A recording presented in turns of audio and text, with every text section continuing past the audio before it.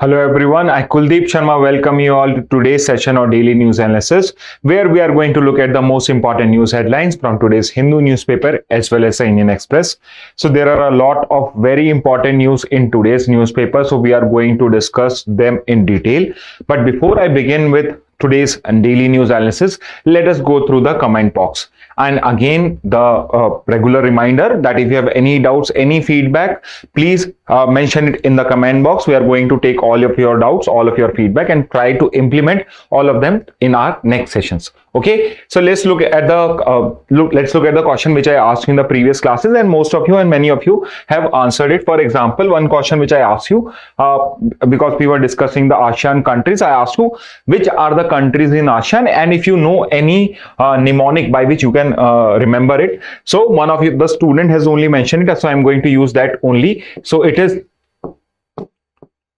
LCM, TV, SIM, BP. So this is how you can remember the name of the 10 countries, LCM, TV, SIM, BP, as the name of the 10 countries which are members of the ASEAN country. Now another question which someone asked me in the comment boxes, that the BJP has kind of have a voluntary retirement scheme, and under which if any member has crossed the age limit of 75, then he is supposed to retire. They would become part of the Margdarshak Mandal of the BJP, and then they are not going to hold any political office. And the question comes up because probably Narendra Modi by the next term would be 75 years old, and does it mean that in the next whatever the next elections are going to be, is he going to contest as the prime minister candidate or not? So again, remember this, that this 75 age year limit is only a guideline, for the BJP. So again, it does not have any legal significance. So if the BJP doesn't want to follow it, if the prime minister himself doesn't want to follow it, nothing can be done against him. Moreover, if I talk about, let's say if this would have been legal, so there have been exception also. So many of your chief minister, many of your ministers have already crossed the age of 75, but they were still considered for the 2024 your Lok Sabha election, as well as for earlier state assembly elections also. So again, you should know this, that it is up to the BJP if they want to make an example of this, then it should be at the highest level. Even the prime minister should adhere to such kind of guidelines. However, I don't think that these guidelines have any value in terms of law. Okay, third question is, so one of the student has asked me, has asked in the comment box, that for how many times has Paris conducted the Olympics game. So remember, Paris has become the second city after London to conduct this particular Olympics game for the third time. So Paris Olympics would be the third edition of this. So this is the 2024 edition. And before this, Paris had already hosted the 1900 Olympics as well as the 1924 Olympics. So you should remember these 3 years also. Moreover, I think these are very easy to remember. 1900, again 00 comes up, so it becomes easier. Also, the first Olympics games were conducted, the modern Olympics game took place in the year 1896 in Greece only, and the second edition took place in Paris. That's why also this one is important. Moreover, the second edition was 100 years ago from the third edition. So after 100 years, again Paris is going to host the Olympics. Apart from it, UK or Britain is the country, or London is the city which has already hosted Olympics for 3 times. So that is the first city to do it, and Paris has become the second city. So another question which one of the student has asked is, what is the status of Nipah virus? Is it an endemic, is it an epidemic, or is it an pandemic? So it's very easy to understand. Endemic simply means that something which is very recurrent, which is common to a particular region or area. So we don't only use endemic for a disease, but we also use it for species or for animals or birds. And simply endemic simply means, in other terms, endemic can be called as a local thing. So something which is localized, which is in a local area, is called as an endemic. Is Nipah virus an endemic? So I cannot, because there is no set structure or objective criteria by which I determine whether something is endemic or epidemic. So whether I can call it Nipah virus as an endemic, as of now I cannot call it, because there are very small cases. It is only known as an outbreak. Outbreak simply means that a particular virus or particular bacteria is spreading in a specific areas. So that is only known as outbreak. And endemic is that if this Nipah virus continues to happen during a particular season, year after year, then I would say that it has become an endemic disease. What is epidemic? So epidemic is on a larger scale. Epidemic is basically when many people or a larger area is impacted. And what is pandemics? When whole of the world is impacted by a particular endemic, it becomes a pandemic. Endemic, which is pan in criteria, or pan in its reach. For example, we had our pandemic recently, which was COVID-19, because not just one or two country, but whole of the world was getting impacted by it. So the only difference between these three terms is the extent of geographical area. Endemic is also in general sense is also used for local purposes or local geographical limit. Okay, so that is the difference between these three terms. Okay, next one. So one of the student mentioned it, because in the last class I asked you about, I told you about the 7 continents, and he asked us, or he has mentioned in the comment box, that which is the 7th continent? Is it Australia or Oceania? So I did some research, because I have also heard this particular question that or not Australia but Oceania is the 7th continent. However, you should know this, that the 7th continent is Australia only, and Oceania is basically a geographical region as of now. Oceania is basically a geographical region now, and Australia, New Zealand, Papua New Guinea, and the nearby areas, all of it is part of the Oceania. Still, we consider Australia as the 7th landmass or 7th continent. Okay. Next question which we discussed was regarding, I asked you, was what was the year of establishment of ILO? So it was the first specialized agency of the United Nations, but this particular organization came up in the year 1919 itself. So after completion of the First World War, your League of Nations was created, as well as your International Labour Organization also came into being in the year 1919 itself. Okay, next, which I also asked you, which is the largest oil producer of the world? Then you should know this, that the largest oil producer right now is US. So earlier US used to have the policy of used to have this Middle East policy, which was basically based on oil reserves, but now US has somewhat become self-sufficient, so it does not need much amount of oil from other countries. It still imports oil from other countries, but majorly because of it, the shale gas and oil reserves, it has become self-sufficient and has also become the largest producer of oil in the world. Okay, what were the other things? So I also asked you regarding a Kargil Review Committee. So this was the committee which had recommended certain reforms, certain changes in the defense acquisition system, as well as in the defense sector also. So my question was, who was the chairman of this Kargil Review Committee? So you should know this, that it was headed by K. Subramaniam. So K. Subramaniam, so if you don't know this, K. Subramaniam, he was a retired IAS officer. K. Subramaniam, he was a retired IAS officer who was the head of this Kargil Review Committee, and it was the authority which recommended the formation of Defense Acquisition Council in the year 2001. Okay. Next, another question which we discussed was, which of the river of South India is known as Dakshin Ganga, and the longest river of South India is known as the Dakshin Ganga, and it is Godavari. It is Godavari. Okay, the second river is Krishna in terms of length. Second river is Krishna, and third is your Kaveri. Remember, first longest river is Godavari, second is Krishna, and third is your Kaveri. Godavari is also known as Dakshin Ganga, and your Kaveri is known as the Ganges in the south. Okay. Next, so we discussed census also. So I asked you, who was the Governor General of India in 1872, or basically who was the Governor General who was responsible for conduct of the first unofficial census of India? So it was Lord Mayo.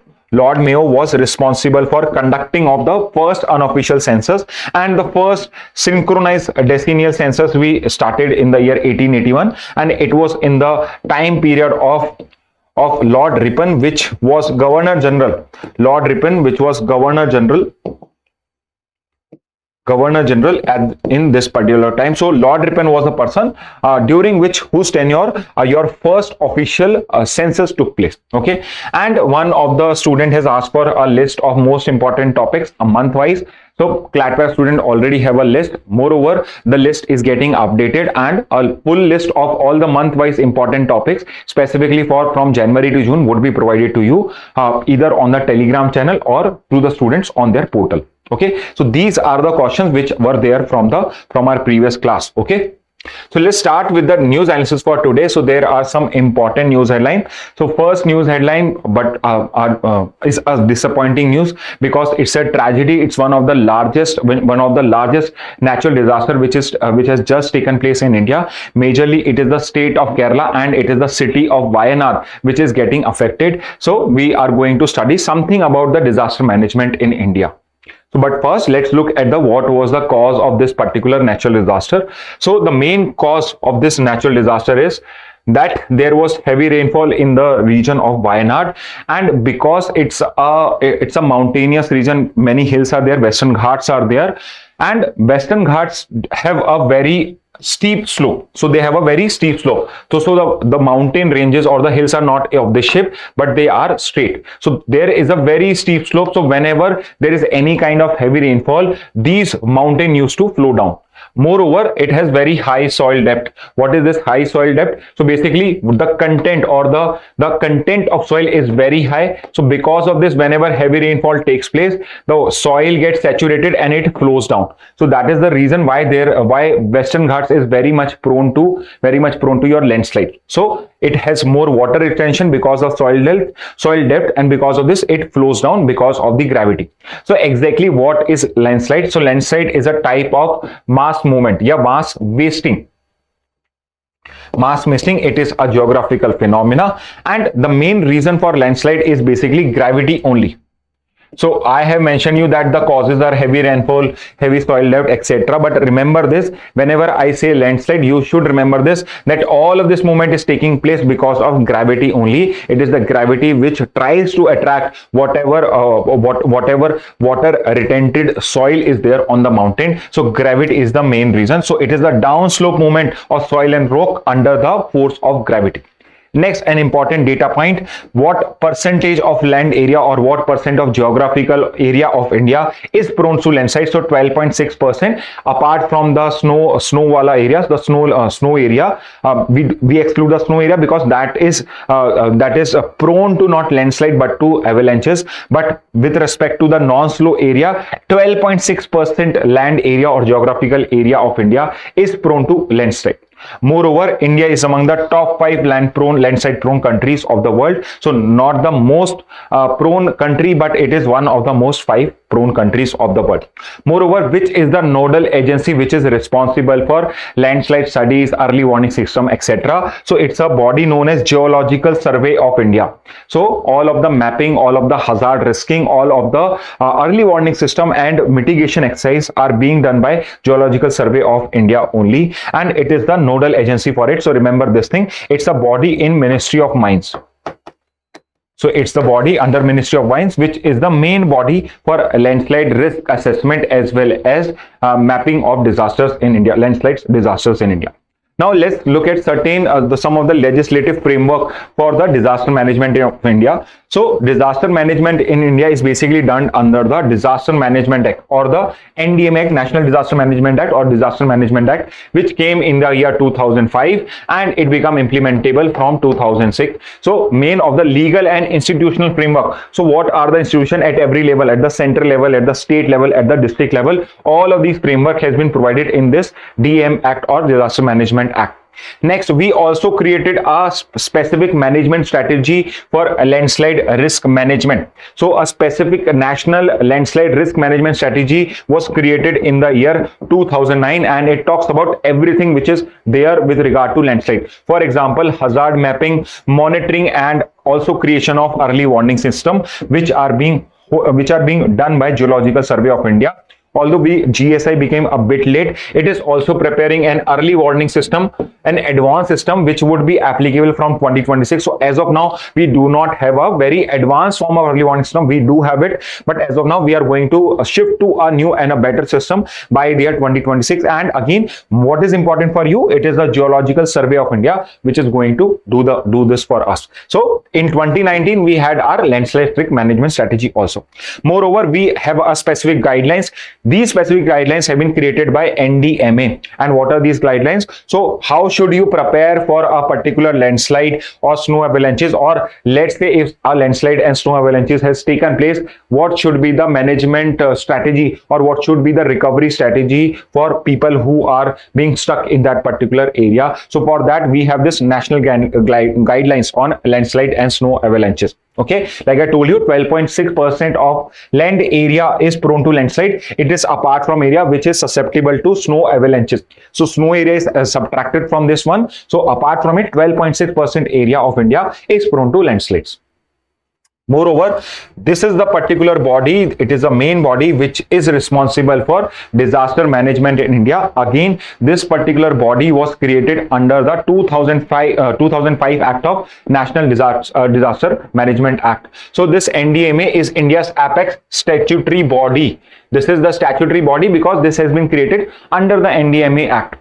Moreover, what was the year in which it was formatted? So the date is given. You don't need to remember the date, but you should know that this act, NDMA Act, came in the year 2005, and on the basis of this particular body was created from 2006. Okay, and next, who is the chairperson? So the Prime Minister is the ex officio chairperson of this particular body, and one of the 9 members. So there are 9 other members also. One of them is designated as the vice chairperson. So usually Prime Minister is the ex officio chairperson, and whenever a disaster takes place, usually meetings are conducted under his chairmanship. However, whenever the regular meetings are taking place, usually they are being done under the chairmanship of your vice chairperson. Next, we have also created a National Disaster Response Fund. So whenever any kind of disaster or this kind of natural tragedy takes place, most of the funding is done by this particular response fund, and usually it is the duty of the center also whenever a state is suffering from a disaster. For example, right now Wayanad or your state of Kerala is suffering, then state of Kerala is going to get certain funds from this NDRF also. Okay, and it is managed by the central government for meeting the expense for emergency relief, response, relief and rehabilitation due to any threatening disaster situation or disaster. So like I told you, this particular money is with the central government. It is managed by the central government, and whenever any disaster happens in the state, not just the state disaster management authority, but the NDRF is also active. Response fund is also active, as well as we have a national disaster relief force also, that is also very much active. Finally, last topic from this is the landslide atlas of India. So we have created a map of India, and we have divided the district. We have not just divided the state, but we have divided the district or distributed the district as per their proneness to landslides in India. And this particular atlas was created by ISRO. So your Indian Space Research Organization has created this particular atlas, and all the districts of India, all the places of India have been marked as per according to their proneness, and it has also provided us a ranking of the cities or of the areas which are more prone to landslide. So you should remember this, that which is the particular city or which is the place which is most prone to landslide as per the landslide atlas of India. Then that city is Rudraprayag in Uttarakhand. So the first place is taken by Rudraprayag, and Wayanad, which just suffered a severe, which is suffering from severe casualty because of the landslide, is at the 13th place when it's come to landslide proneness. Also, as per this landslide atlas, if I talk about geographical area, the most prone to landslide area is your Himalayan region, and among the Himalayan, it is the Western Himalayas which is the most prone. Western Himalayas as compared to the Northeast Himalayas, and at the second place would be your Western Ghats. So at second place it would be Western Ghats, or the top place is the Himalayan state. Okay, apart from it, Rudraprayag and Wayanad, first place is Rudraprayag, and Wayanad was at the 13th place when it's come to landslide susceptibility as per the landslide atlas of India. Okay. Moving on to the next news. So again, this news has been coming on for the last day, that one of the leader of Hamas, which is a terrorist, which has been designated as a terrorist group. However, it is also a political party which is in power in Gaza since 2007. And the other party, which is a political opponent of Hamas, is in power in the state of Palestine, in the part of West Bank, which is Fatah. Okay, so we are going to discuss some facts regarding important facts which usually come in our exam, rather than going into the geopolitical political significance of these kind of news headlines, which is not that important for us. Okay, but still you have to read such kind of articles because they are an important reading for your English and reasoning section also. Okay, so if I go by certain factual data which you should know, because this particular person has been killed, is what is the state of Palestine and what are the important leaders in the state of Palestine. So you should know this, that Palestine, the current state of Palestine, came into existence in the year 1988. So this particular state of Palestine, so if I draw the map of Israel and Palestine, so if this is my Israel, this particular region is my West Bank, and this is a Gaza. This is the Gaza. Okay, and these two regions together forms the state of Palestine, which was created in 1988. Okay, so these two regions are there, and this West Bank area and Gaza Strip are controlled by two different groups. So West Bank is basically controlled by your Fatah political party, and Gaza is in control of Hamas. Again, Hamas basically means your Islamic resistance movement, and Fatah also has a full form, so it's an acronym. Again, it has a very long and Islamic name, but again, both of these are political parties. And your West Bank area is basically regulated by Fatah, and your Gaza Strip or Gaza is basically regulated or is being administered by the Hamas grouping. So this Palestine state came into existence from 15th November 1988, which is known as Palestine Declaration of Independence, and it was done by Yasser Arafat, who became the first president of Palestine. First president of Palestine was Yasser Arafat, and he continued to be the president at least till 2004 when he died.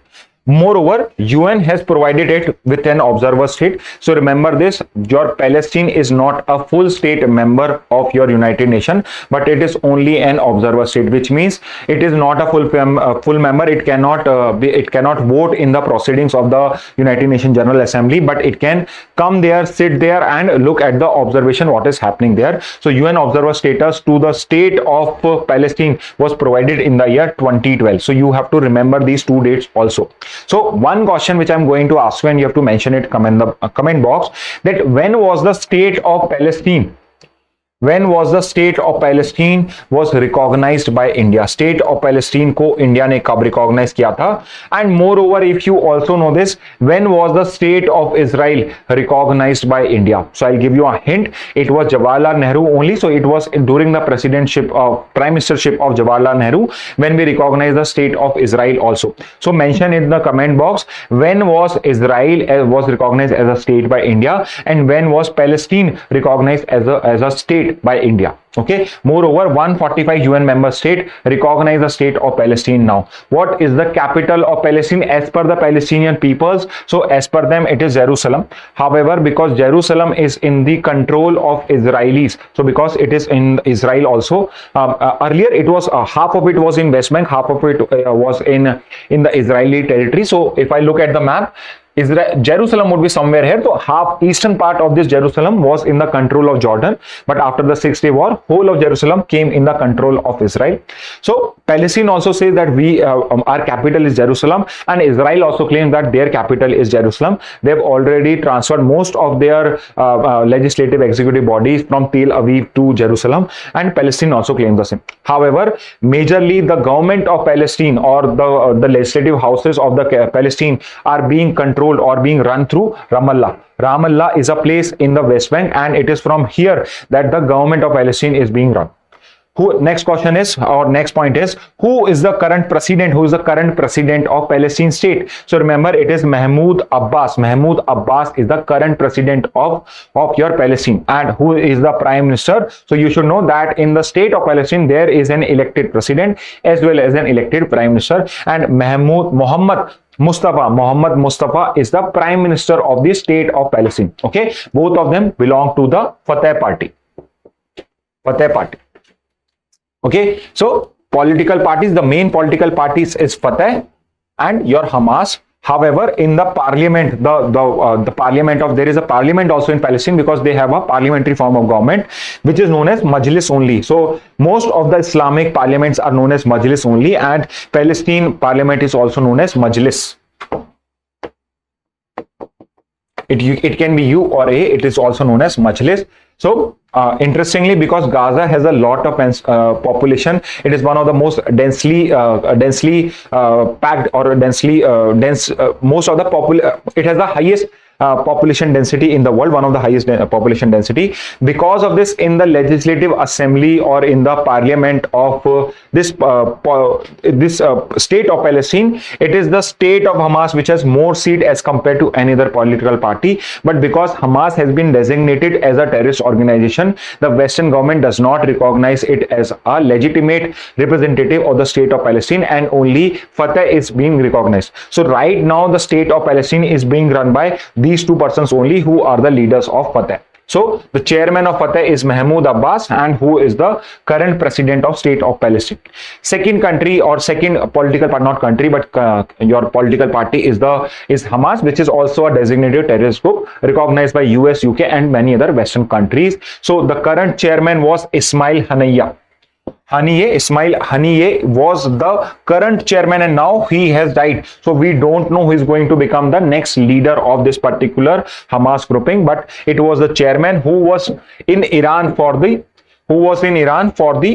inauguration or for the oath taking ceremony of the new president of Iran, Masoud Pezeshkian. So we are not going to discuss Iran here because we have already discussed it earlier. Next time, whenever Iran would come in news, we are again going to have this discussion, but here is not the time to do it. So he had gone to Iran. So this particular Ismail Haniyeh was based in the state of Qatar. He was living in Qatar, capital Doha, and he had gone to Iran. For the ceremony of Masoud Pezeshkian, and it is at that place that Israel did an attack on this particular person, and he was killed in that particular attack. So remember this, Hamas chairman Ismail Haniyeh allegedly has been killed by the Israeli forces. And who is the leader of Hamas in Gaza? So it is Yahya Sinwar. So sooner or later, Mossad would also going to kill this particular person also. But as of now, who is the leader of Hamas in Gaza Strip? It is Yahya Sinwar. Okay. So these were the important news. The first two news are the more important news. Next, there is also a photograph on the front page of your Hindu newspaper, and some spray is being done in a slum area in your Gujarat. And why this particular spray is being done? Because in the state of Gujarat, 56 people have died in the last 1 month because of this outbreak of Chandipura virus. So we have discussed this earlier also, but at that time only 5-6 people had died. Now 10 times more people, 56 people have died because of the outbreak of this Chandipur virus in the state of Gujarat. Now certain facts which you should know is, for example, it is very much possible that it can ask you the Chandipura disease is caused by which of the following: bacteria, virus or protozoa or fungi. You should know it has been caused by virus. Now usually the second question would be how this particular disease gets transmitted among humans. So this particular disease gets transmitted through the bites of sandflies and mosquitoes, and this Aedes aegypti, this mosquito breed we have already discussed earlier also, because it is the same mosquito which is responsible for cause of dengue and chikungunya also. So this mosquito also transmits the Chandipura virus. It is a vector for Chandipura virus, as well as sandflies also causes this particular Chandipura virus. So what is the history of Chandipura virus? So as the name suggests, Chandipura is a place in India only. So this particular place is in Maharashtra, in the state of Maharashtra, and there was a outbreak of Chandipura virus in 1965. But when the doctors did a survey of it, they thought that it was basically regarding dengue and chikungunya. But when they did more research, they found out that it is not because of dengue, chikungunya, it is some other or new virus, and then they isolated the CHPV infection or Chandipura infection or virus, and then we came to know that it is a separate virus. Now, is there any vaccine or any kind kind of treatment available for fighting this particular Chandipura virus? So the answer is no. There is no specific therapy or treatment, as well as there is no vaccine available for treatment. So there is no vaccination, there is no treatment for this particular disease. Whenever we do not have a specific treatment for a particular disease, then the mortality rate, that is the number of people which are going to die because of contraction of Chandipura virus, are very high. So in this case also the mortality rate is very high. Okay. So this was Chandipura virus. Next is a news which is related to Indian Parliament. Controversy over failure to expunge Thakur's remark, privilege notice against PM over video. So to understand this particular topic, you have to understand certain constitutional powers or constitutional privileges which have been provided to the member of parliament. So we are going to study the parliamentary privileges. So the member of parliaments as well as the house in general have been provided with certain privileges so that they can perform their functions properly, so that there is no outside force, there is no coercion on them that they have to work or they have to act in a particular way. Certain privileges have been provided. Some of the privileges have been provided in the constitution itself. For example, in article 105 of the constitution, two of the privileges of the members have been provided. For example, one privilege is your freedom of speech and expression, and this freedom of speech and expression is an absolute kind of freedom of speech and expression. And the second parliamentary privilege which has been provided is that only the house has the right to publish the true proceedings. So this particular privilege motion which has been raised against the Prime Minister is because of the right of the house to publish the true reports of the proceeding, and no other person can do it. And what is this particular right? So whatever happens in the parliament, the right to report those proceedings or the right to publish those proceedings is only with the parliament, which means if anything happened in the Lok Sabha, it is going to be passed by the Lok Sabha chairman, Lok Sabha speaker, and whatever he has removed, whatever comments or whatever statements or whatever written part is removed from those parliamentary proceedings, those cannot be published by anyone, those cannot be shown on video also. However, in this particular case, the case is related to Anurag Thakur, where he asked, or it is alleged that he asked the caste of Rahul Gandhi. And the opposition leaders were very angry because of it. Primarily Akhilesh Yadav was very angry, and he claimed that how can one ask a person's caste in the House of Parliament. So because of this, controversy arises, and at that time the Speaker of the House, Chandrika Pal, I think it was his name, he was sitting on the dais and he said that he is going to expunge these words, he is going to expunge these remarks, which means these words are going to be removed from the proceedings of the House. But Prime Minister Modi actually shared a particular video of this Anurag Thakur, and in that particular video, these words or these remarks are still there. So because Prime Minister Modi has shared a particular video in which words are there which have been expunged, which means the privilege of the parliament, the parliamentary privilege has been violated. So whenever a parliamentary privilege is violated, any of the member of parliament interested in the affairs of the house can raise a parliamentary motion, and because of not a parliament, a privilege motion can be raised, and it is the Lok Sabha speaker, and in the case of your Rajya Sabha, it is the chairman which has to take action against that particular person because a parliamentary privilege has been. So some of the parliamentary privileges are mentioned on your board also. So what you can do is you can take a screenshot to remember these things also, ki what are the important privileges. So let me again go through these one by one. So first is your freedom of speech and expression. Second is immunity to a member from proceedings in any court or in respect of anything said or any vote given by him or her in parliament or in committee thereof. So basically this is talking about this immunity only. So if anyone has said anything, or if he has given any kind of voting, so let's say the Congress asked them ki you have to vote in a particular way, but because of their conscience they have voted in some other way, then they get immunity for it because there is freedom of speech in parliament, speech and expression. Next, what other kind of immunity do they get? So immunity to a person from proceedings in any court in respect of the publication by or under the authority of either House of Parliament of any report, paper, votes or proceedings. Prohibition on the courts to inquire into proceedings of Parliament. So again, whatever a person has done or whatever has been reported in the publications of the Lok Sabha by their permission, it cannot be cautioned in the courts of law. Third, Next is your freedom from arrest of members in civil cases. Remember this, they cannot be arrested if they are involved in some kind of civil case during the continuance of the session, as well as 40 days before and after the conclusion of the session. So during the session, 40 days before and 40 days after, a particular person or particular MP cannot be arrested for breach of civil cases.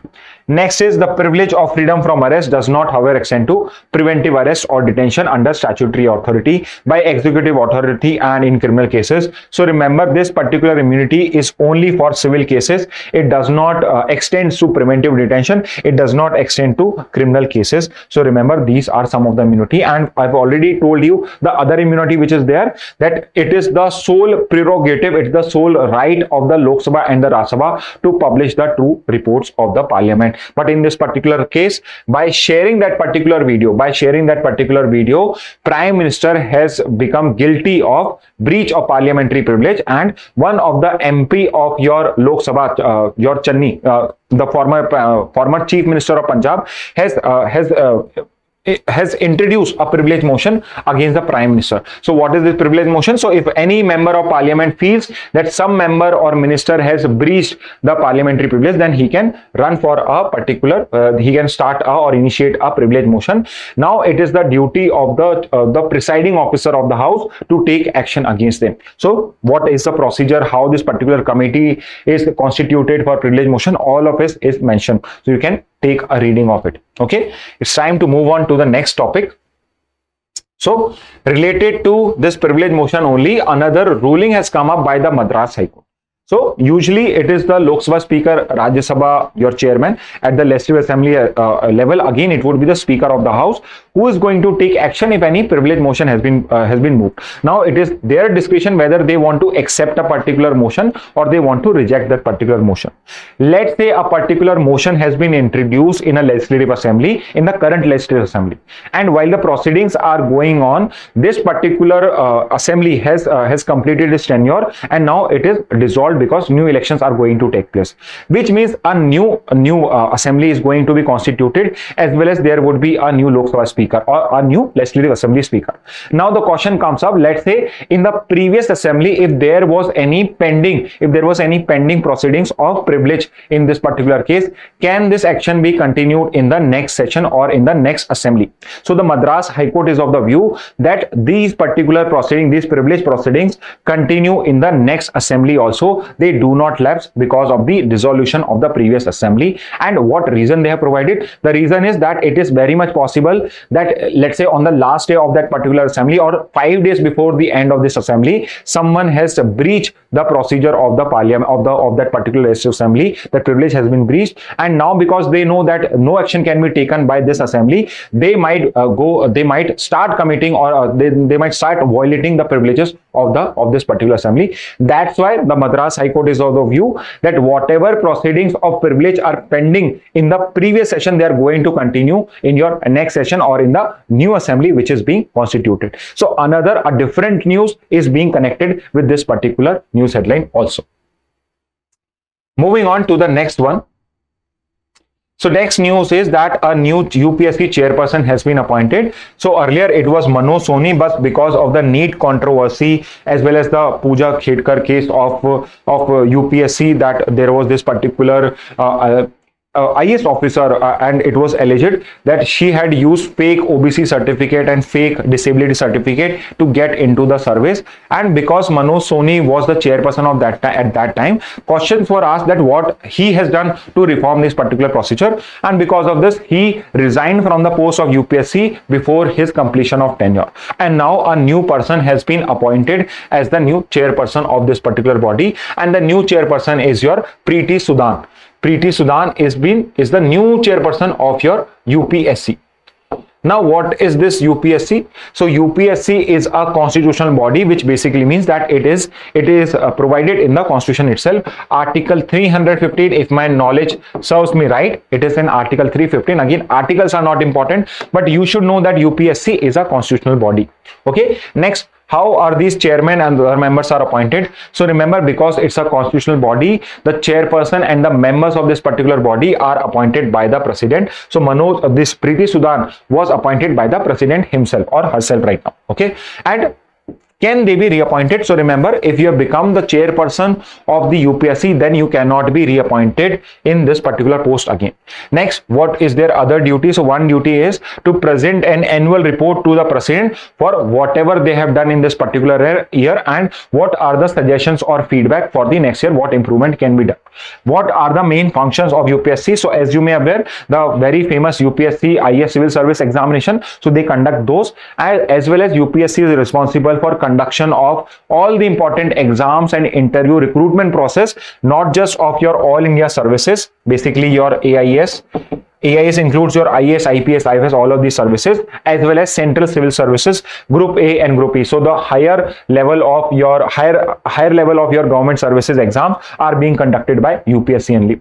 Moreover, it is the duty of the government to consult UPSC whenever they are going to appoint a particular person. They want to transfer or want to promote or take disciplinary action against a particular all India service member or a central civil service, which basically means if any kind of disciplinary proceedings are to be done, they are being done by UPSC, and on the basis of the disciplinary proceedings conducted by the UPSC, government might or might not decide to take action. Moreover, it can also advise the government through the president. So let's say the government wants to do some kind of new recruitment, they want to start a new kind of service, then usually it is the UPSC which advises the government. Again, this advice of UPSC is non-binding, so if they want to follow that particular advice, they are most welcome to do so, and if they don't, then we cannot do anything. Okay, so this advice is non-binding. Next पे आते हैं, Supreme Court to decide states can demand taxes on mines retrospectively. So the context of this particular news is a Supreme Court judgment where the Supreme Court stated that the state governments have the power to tax mines. So whatever mining activity is taking place in a particular state can also tax those mines. So this is the judgment of the Supreme Court.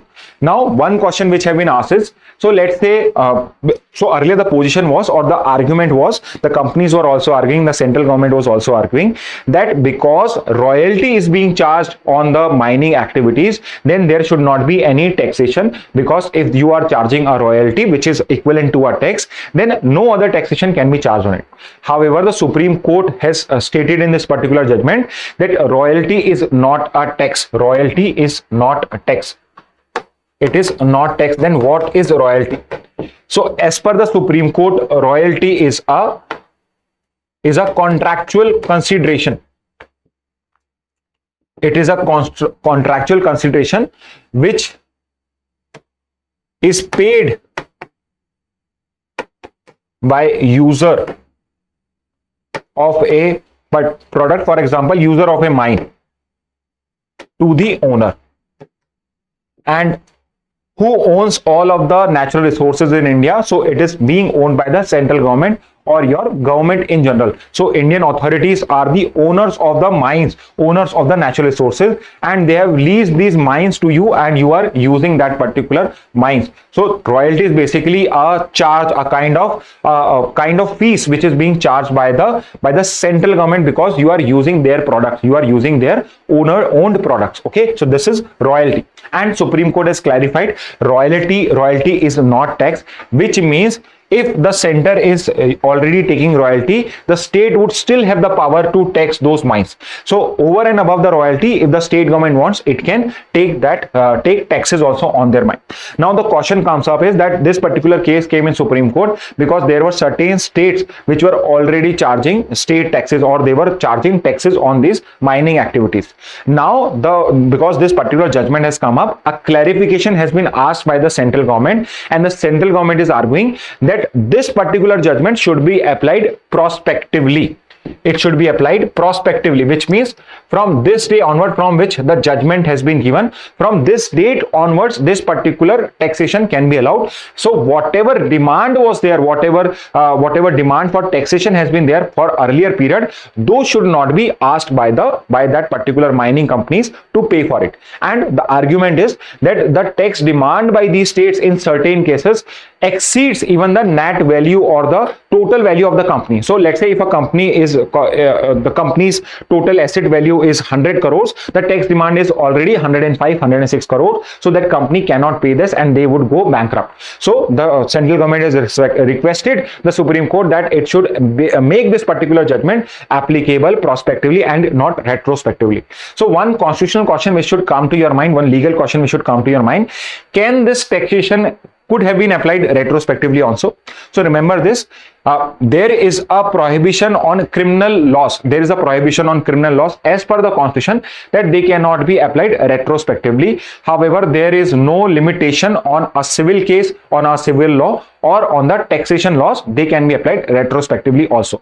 So if the state government wants, it can ask for retrospective imposition of tax also. However, that's why the central government is arguing that make this particular judgment implementable for prospectively and not retrospectively. So the power of taxation would arise of the state, the power of taxation of this particular state would arise only when this particular judgment has been announced or has been pronounced. Okay, so this is the crux of this particular news.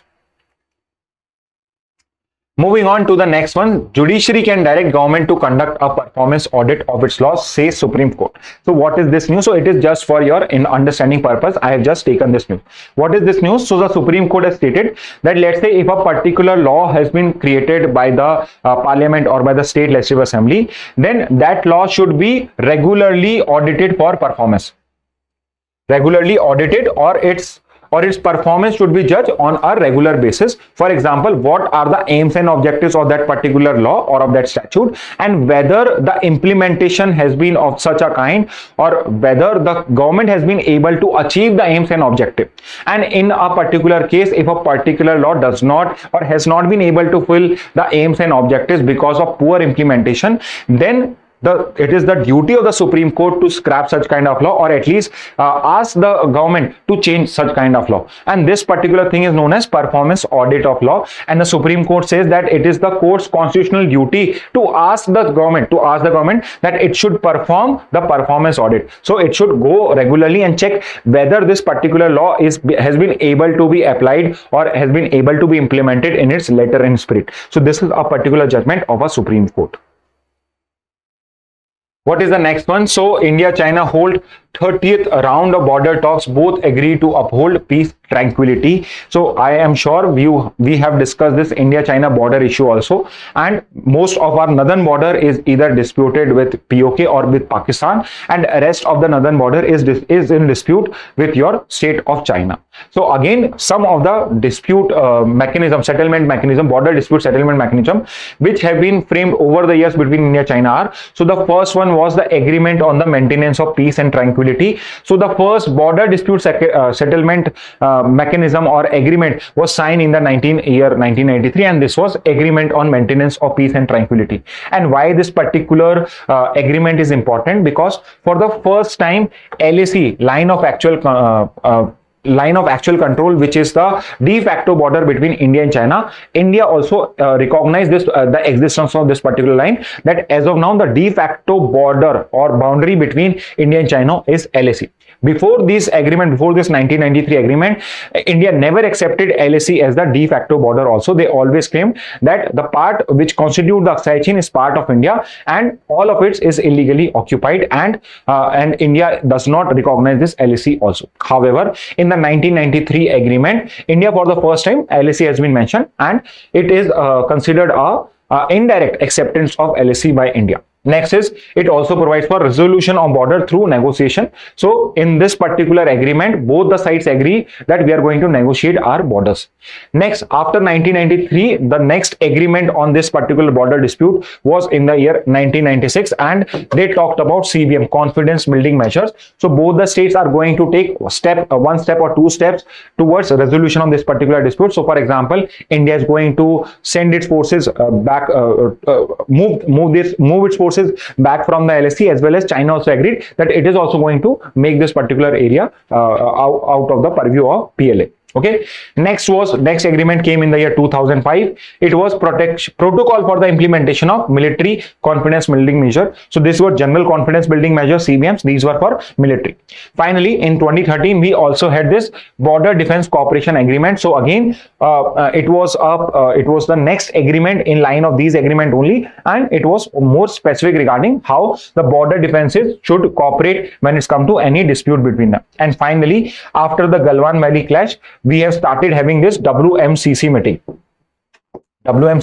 which is working mechanism for consultation and coordination on India-China border affairs since 2020. So the 30th meeting of WMCC just took place, in which India and China military leaders are going to discuss how they can resolve this particular dispute. So this is the history of border dispute settlement mechanism of India and China. Next news is from the economic sector, and it is for a change. Now it has been mentioned that the June core sector growth slows to 4%. So for the last 5-6 months, your core sector was growing at a very high level. It was growing at 6 or 7%, but now it has slowed down to 4%. Whenever the core sector is slowing down, it is predicted that in the next month or two, your economy is also going to slow down, because core sector, they are called as core sector only because they are the core of your economy. So in India, we recognize 8 industries at core sector. So 8 industries form part of your core sector, and the most weightage is to the petroleum refinery products. It constitutes 28% of index of core industries. So we measure the growth, or we measure the performance of our core industry by this particular index of core industry. Okay, and in this particular core industry, the highest weightage is given to petroleum refinery products, and moreover there are 7 other products. Their weightage in this ICI have been provided. I don't think you have to remember. I don't think that you have to remember these percentages. These are only for your reference purposes. You should know this, that the petroleum refinery product has the highest weightage when it's come to core sector growth. Okay, and these are measured by index of core industries, which is published by one of the offices of your Ministry of Commerce. So you have to tell me which office, in the comment box mention which office publishes the index of core industries. I've already given you a hint. It is part of Ministry of Commerce. It is part of Ministry of Commerce which publishes this particular index. Okay, so you can do this also. So moving on to the next news. So from the international page, one news which I'm going to cover is that Albania is set to host migrants seeking refuge in Italy. So we have heard of a similar kind of agreement between two countries, UK and I'll say XYZ. So I'm mentioning it XYZ because now you have to mention it in the comment box. UK has also entered into an agreement this particular country, and UK is going to transfer migrants who are ready to move to this particular country, and this country has agreed to accept those migrants, and this country is going to settle those migrants in their territory. So which is this XYZ country in this particular case? A similar kind of deal has also taken place between Italy and another country known as Albania. So I have joined a map. So Italy is here and your Albania is here. The capital of Albania is Tirana. Tirana is the capital of Albania. So you have to find out, I'm sure you might not know this, you have to find out who is the president of Albania. who is the president of Albania. So now a deal has taken place between Albania and Italy, and people who have come to Italy for refugee status or for refuge. Now Italy is going to transfer in the first slot 1,000 of its migrants to Albania, and Albania has decided to accept them and is going to provide them with certain kind of settlement till Italy process their refugee petition. So as of now, their petition is pending in Italy for their refugee or asylum status. Till then, Albania is going to host these particular person, and usually the idea behind such kind of agreement is that certain funds would be provided to Albania, and those people in, let's say, in year or two, if they feel like that they can have a new life in state of Albania also, they might be shifted there also. Okay, so this agreement has been done between Italy and Albania. Moving on to the last news for today from the Hindu newspaper again. IAF, or Indian Air Force, is going to constitute or to conduct the largest multilateral exercise to begin this month. So what is the name of this particular multilateral exercise? So it is going to be known as Tarang Shakti. Tarang Shakti, and this particular exercise, multilateral exercise, is being postponed since last year. So this particular exercise was supposed to take place in August month of 2023, but it has been postponed. It was postponing for months or two and 6 months altogether, and now finally it is going to take place in this year 2024 August. And Tarang Shakti, and 10 countries have already said that they are going to participate in this multilateral air exercise.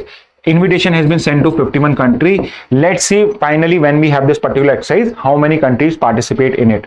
Now, what is the theme or what is going to be the nature of this particular exercise? As of now, no theme has been declared, so we have to wait for the theme also. So keep following this news analysis. We are going to discuss whenever this exercise takes place. We are also going to discuss which all country participated in it, as well as what was the theme of this particular exercise. So finally, Tarang Shakti, which is going to be the biggest or the largest multilateral air force exercise of India, or hosted by your Indian Air Force, is going to take place in August of 2024. Okay.